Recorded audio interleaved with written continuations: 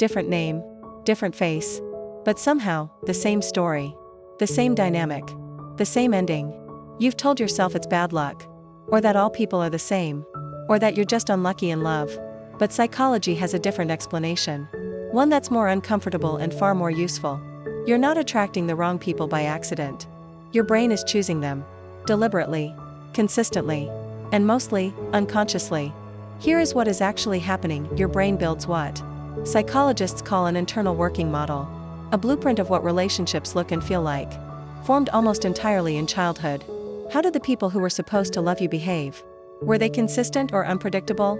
Warm or withholding? Safe or chaotic? Whatever the answer was, your brain encoded it as normal, as familiar, as home.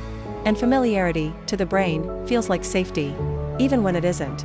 This is why people raised in chaotic households often feel inexplicably drawn to chaotic partners. Not because they want chaos, but because chaos feels familiar.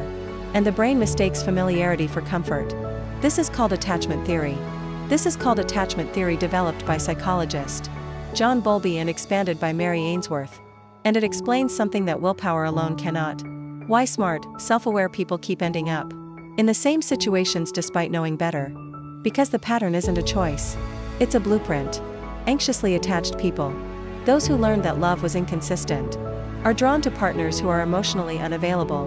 Not because they enjoy the anxiety, but because the push and pull feels like love. The way they learned love. Avoidantly attached people, those who learned that closeness wasn't safe, push away partners who are healthy and present. Not because they don't want connection, but because real intimacy activates their oldest fear. That closeness leads to pain. So how do you break the pattern? First, recognize it. Not just in the other person. In yourself. What does this dynamic feel like? What emotion does it produce? Anxiety? Excitement? The need to prove yourself? That feeling is a signal, not a sign that this is right. Second, slow down.